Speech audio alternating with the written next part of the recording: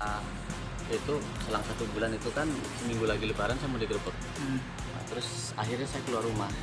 Padahal sudah Kang Danu menjelaskan, saya dijemput pihak Polsek Pak Marta, saya keluar rumah jam 2, saya nangis sudah dari situ. Nggak selesai dari itu, ketika pas lebaran pertama Idul Fitri.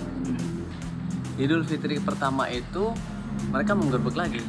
Cuman waktu itu yang keluar anak saya Andi yang pulang kuliah, bertanya terhadap para warga itu, Pak RT ada apa rame-rame katanya. Dia alasan gitu kan, mau minta surat nikahnya ibu kamu sama ini suaminya. Kata anak, dia bilang, Pak ini kan sudah larut malam, sudah jam 11, Bapak harusnya kan kalau mau bertanya mending besok pagi kan gitu kan. Intinya besok pagi lebih sopan. Terus Bapak tujuannya minta surat nikah buat apa? Gitu. Alasannya buat data di desa. Siapa yang nyuruh? Kepala desa, dia bilang. Pak bisa dijelaskan terkait langsung Langsung kronologinya? kronologis itu lah. Ketiga kalinya sudah diberitahu, dia mau gerebek lagi tuh. Dapat mau gerebek lagi, dikasih tahu sama istri. Tuh Pak udah nikah sama RT Taryono tadi. Makanya dia berbohong kan tadi di sana. Udah menikah nih, ini foto surat nikahnya, dan juga dikasih rokok lah di situ, rokok Surya 1 bungkus. Oh ya udah kalau gitu, nah pulang. Kenapa setelah 1 bulan jam 11 malam digedor-gedor kan, buka pintu. Kita kan takut. Jam 11 akhir saya telepon pihak Polsek Panimbang dan diangkat oleh Kanit Intel Dena. Dia bilang nggak piket, saya bilang terus yang piket siapa? Pak Marta, Pak Tas dan juga Pak Samudi. Saya telepon lama, kira-kira habis setengah jam, setengah 12 mereka tetap mendobrak pintu, nggak bisa masuk, pintu dipukulin pakai batu, pakai kayu, nggak bisa masuk. Akhirnya saya telepon Pak Marta, setengah 12 itu dia ngangkat, dia bilang Samudi sudah duluan. Nah sudah duluan Pak, ini sudah lama, ini udah setengah jam loh, bentar ini ngeri. Saya bilang kalau mereka masuk ada apa-apa sama saya gimana. Udah tunggu. Akhirnya nggak datang juga sampai jam 12 malam mereka dobrak pintu, nggak bisa, jendela yang didobrak. Yang pertama masuk adalah si Wargi, mantan suami Bu Carimah, mengatakan bahwa dia istri saya belum menceraikan. Saya bilang nanti dulu Pak, Bapak sudah cerai, akta cerainya ada. Saya bilang, Bapak ninggalkan anak istri juga udah bertahun-tahun, saya bilang sudah cerai gitu. Bapak nanti dulu Pak, biar Polsek datang nanti biar dijelaskan oleh pihak Polsek gitu kan. Nah terus saya bilang udah gitu, datanglah langsung masuk Linmas itu. Pak sahabat jangan masuk Pak, ini pidana, jangan masuk, ini ke rumah orang nggak boleh Pak, ini pidana, masuk nggak ada urusan. Saya bilang saya ini keamanan di sini, saya yang punya kuasa di sini, saya bersama seluruh aparatur desa Bojan ingin mengadili kamu. Dia bilang begitu. Loh Pak, salah saya apa Pak? Tunggu dulu Pak, tunggu penjelasan saya, tunggu pihak Polsek datang biar nanti dijelaskan gitu. Tapi dia nggak ada urusan, terus mukul. Ada unsur penganiayaan gitu ya? Mukul beberapa kali, terus dia langsung pegang tangan. Si Wargi juga nempeleng pakai tangan ini ya, pakai belakang.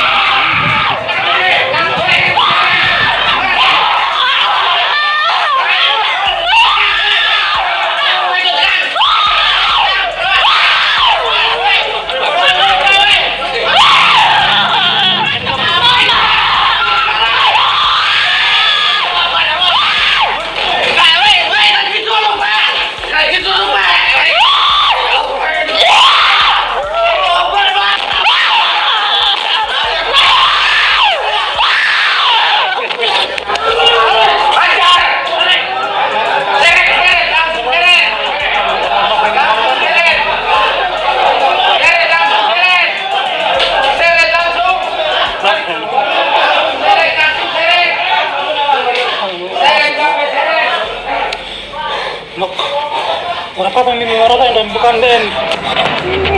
Kenapa kami mengorban kan laki dan mengorban? Mama, pwede na. Kenapa kami mengorban? Mama! Mama! Mama!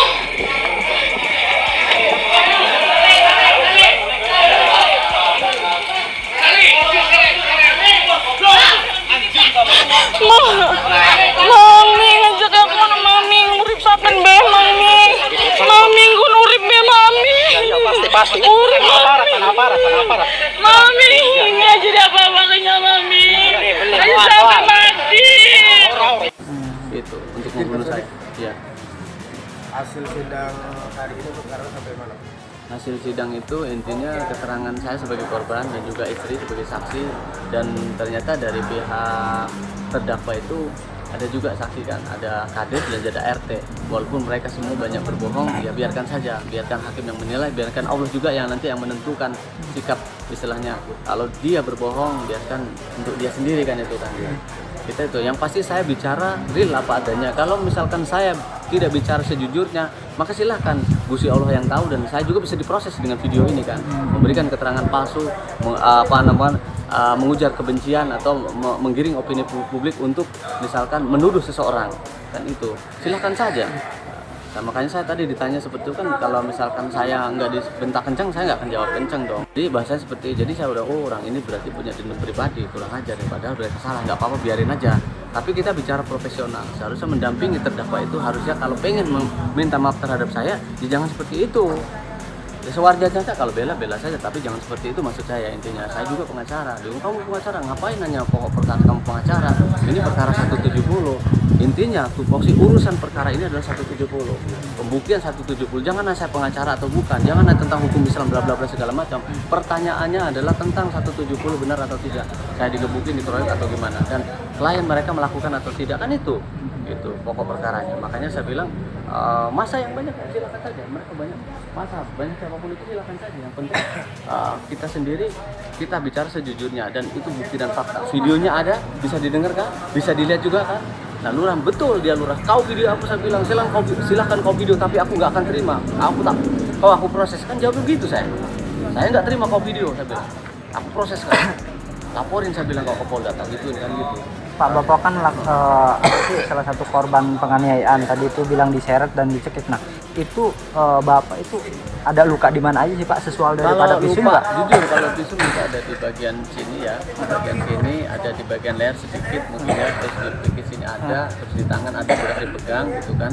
Kalau begitu visum itu kan kita nggak akan langsung, kan kejadian jam 11, jam 12 saja, jam 12 sampai jam 1. Setelah itu kan jam 2 saya langsung ke Bayangkara, jam 4 sampai sana itu subuh kita divisum. Jadi luka-luka itu kan belum terlihat ketika di sana kan, cuma ada bekas yang sedikit di mata agak merah di sini kan ya, di sini bentol, bekas pukulan tapi bentol doang. Makanya saya juga nggak tahu, mungkin Gusti Allah masih kasihan sama saya intinya.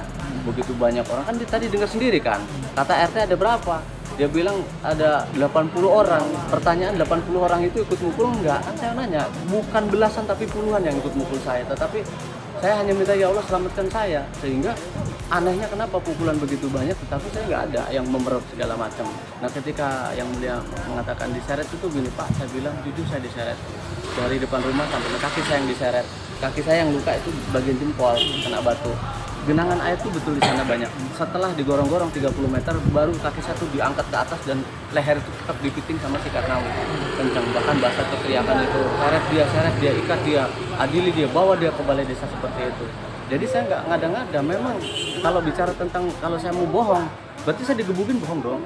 Dan gebukin, dan emang saya dipukulin, tapi anehnya pukulan tuh bunyi cuman plek, rasa saya tuh nggak kerasa sakit sama sekali, nggak ada pukulan itu, nggak ada. Cuman kalau dada saya benar, waktu saya dia itu diinjek itu dada saya tuh sekitar 3-4 bulan tuh sakit dada saya. Saya disuruh visum dada, udah nggak, suruh dirawat sama bapak saya di Polda, saya nggak. Dada yang sakit. Ini sidang yang keberapa sih Pak? Kalau sidang sebetulnya yang keempat kalinya, tetapi sidang itu aslinya sidang pertama adalah sidang dakwaan tanggal 19 itu kan diundur karena kuasa hukum daripada terdakwa nggak hadir, sehingga diundur ke tanggal 4. Mereka ingin meminta maaf. Waktu itu saya bilang kalau dia mau meminta maaf sama saya, mengakui kesalahannya dan mengatakan siapa saja yang menyuruh dia, siapa yang merencanakan untuk ngeroyok saya dan coba bunuh saya, maka mereka saya maafin. Untuk sidang hari ini agendanya sidang apa Pak? Tadi sudah dijelaskan sama saya sama kawan-kawan, itu pemeriksaan saksi korban ya, saya sebagai saksi korban dan juga istri sebagai korban dan sebagai istri itu saksi korban. Begitu juga ada 2 orang saksi terdakwa ya, itu 2 orang saksi terdakwa di situ. Terus Pak, waktu Bapak dipukulin atau dikeroyok, apakah RT dan lurah tahu bahwa Bapak itu sudah bersuami istri dengan? Ya sudah tahu, jelas sudah tahu. Kan sebelum dikeroyok itu kan kita nikah kan seminggu sebelum puasa. Seminggu lagi puasa kan 1 bulan tuh mau digerebek udah dikasih tahu udah nikah. Minggu kedepannya dia datang lagi tuh RT RW tuh ditegur sama anak udah nikah.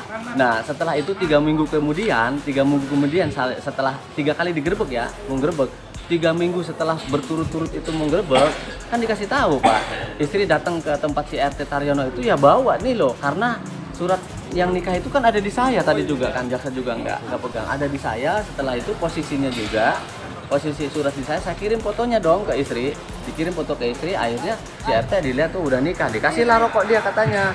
Surya udah makasih kalau gitu Bi, kata udah nikah mah nggak apa-apa kata dia gitu, kata RT. Terus kalau dia memberikan keterangan situ kan bohong semua kan.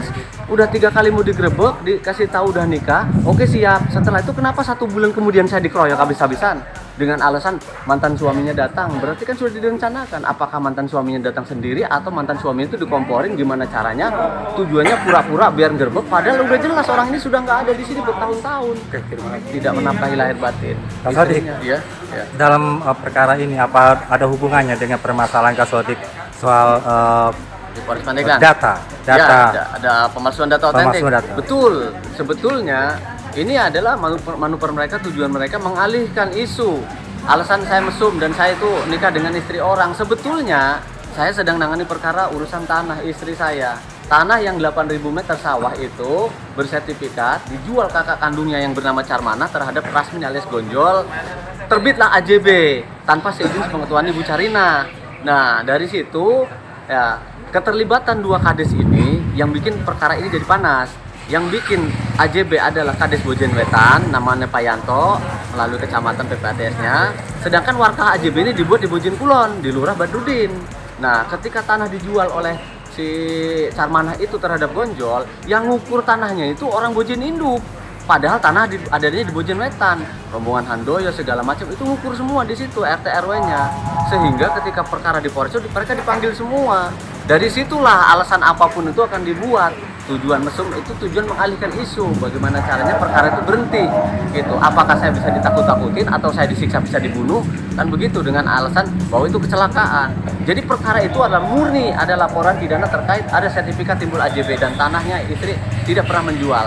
Sudah diingatkan terhadap penjual karena jangan dijual tanah saya, ada sertifikat nanti salah pun nggak ada urusan. Pembeli yang bernama Gonjol, jangan dibeli, ini tanah saya ada sertifikat, tetap masih dibeli. Ketika di pondasi mau dibangun rumah, didatang isi bawa sertifikat, ini tanah saya ada sertifikat, jangan dibangun, tetap dibangun, nggak ada urusan, silahkan laporkan. Kata si pembeli tanah. Nah, tanah itu sekarang udah dibangun rumah, kurang lebih harganya 650 jutaan. Kak Sodik, Ya. satu lagi pertanyaannya. Ya. Untuk hari ini persidangan, kapan persidangan selanjutnya akan digelar? Apa ada Jaksa informasi? mungkin minggu depan bisa jadi ya, minggu depan gitu kan. Tadi kan Nenggita kan tidak bisa hadir, mungkin dianggap dibacakan oleh jaksa karena keterangan sama mamanya sama. Satu Nenggita kan masih sekolah ujian dan dia juga anak di bawah umur kan, SMA kelas 2 gitu. Mungkin tadi Pak Jaksa mengatakan udah dianggap udah dibaca aja, kasihan ya memang betul gitu karena keterangannya sih sama, nggak jauh beda dengan mamanya. Itu aja Bang. Ya terus ini kutip juga Bang. Ini perkara 263-266 di Polda Banten. Tambahannya di Pak? Harda tambahannya. Jadi perkara 263-266 di Polda Banten itu melaporkan pemalsuan data otentik terkait warkah AJB yang diduga dipalsukan oleh 2 oknum kades dan pihak Kecamatan Sobang dan juga para saksi di situ. Itu sudah naik sidik Bang. Sudah naik sidik, sudah hampir 1 bulan dan saya sebagai kuasa hukum Ibu Carina juga di sana dari kantor hukum Albanteni ya. Ibu Carina sudah diperiksa kemarin. Saksi tambahan bahkan sudah disumpah. Setelah itu kakak kandungnya jadi saksi juga yang tanda tangan dipalsukan tuh Kang Danu sudah diperiksa juga, udah disumpah. Tinggal pemeriksaan itu Kang Danya yang di Serang dan juga Haji Mastini yang di sana. Cuman kalau Haji Mastini kan masih nyusuin, punya anak kecil suka sakit. Mungkin saya minta pihak penyidik Polda itu untuk memeriksa Mas ini di rumah sakit Bojen. Kalau Kang Danya mungkin datang sendiri. Nah itu perlu dibantu diawasi juga 263-266 karena pihak kuasa hukum daripada terlapor Carmanah dan kawan-kawan ini justru membuat surat permohonan untuk ditangguhkan penyidikannya itu. Padahal SPDP dikirim ke kejaksaan sudah. Kami sudah menerima SP2HP bahwa udah naik sidik gitu. Kata saya ke penyidik, tolong ini lanjutkan saja urusan penyidikan, urusan penyidik kepolisian, urusan kuasa hukum kalau dia mau komplain terkait apakah penetapan tersangkanya kah di pra-peradilan ataukah penangkapannya kah yang tidak sesuai prosedur di pra-peradilan gitu. Harapan saya sama sahabat di Polda mohon dibantu sama Pak Kabag Sidik, Pak Wadir Krimum, Pak Dirkrimum juga Pak Kabid Propam dan juga Kabid Humas, begitu juga Pak Irwasda, Kabitkumnya, mohon dibantu diawasi perkara-perkara saya. Karena ITE juga ada ITE-nya di Wah, sana. mengenai ITE Pak Sodik, bagaimana kelanjutannya? ITE itu penyidiknya itu sekarang dulunya mengatakan pidana, setelah beberapa bulan kemarin saya minta SP2P nggak dikasih. Sekarang penyidiknya dipindahkan, namanya Pak Yusuf pindahan ke Polres Serang Kota. Yang satu juga kanitnya sekarang sudah pindah juga nggak di situ. Tinggal satu orang yang bernama Riko. Dia mengatakan katanya itu bukan urusan polisi, tetapi urusan Dewan Pers katanya. Kalau ini mau di SP3, saya bilang kalau SP3 dikirimkan kamu saya proses semua ke propam. Saya nggak terima karena perkara ini udah 10 bulan lebih gitu kan, udah hampir 1 tahun. Kalau memang itu memang tidak cukup bukti, kenapa harus 10 bulan perkara itu sampai mau dihentikan setelah ramai perkara kesana kemari gitu kan ya, mereka para terlapor 1 Lurah Badrudin, 2 Andoyo, 3 Ujang Tursina pengacara, oknum yang keempat adalah Nusantara Media, orangnya bernama Ujang itu setelah diproses di Polda mengaku dia minta damai dan saya bilang saya minta naik sidik penetapan tersangka, cuman penyidik ngomong udah pengen damai melalui penyidik. Saya bilang Pak tolong naik sidik penetapan tersangka baru silahkan kalau ngomong sama saya. Justru sekarang yang katanya pidana mengatakan itu bukan pidana. Sekarang pun belum ada SP3 surat ke saya, nggak ada. Makanya nanti juga kita pertanyakan ke Krimsus Polda Banten, pertanyakan sama sahabat-sahabat media. Ini kurang lebih di sini media kan Oke. ada 30-an ya. Oke, terima kasih Pak Salam Sodik ya. hormat buat teman-teman semua ya. Ya udah gitu aja Pak.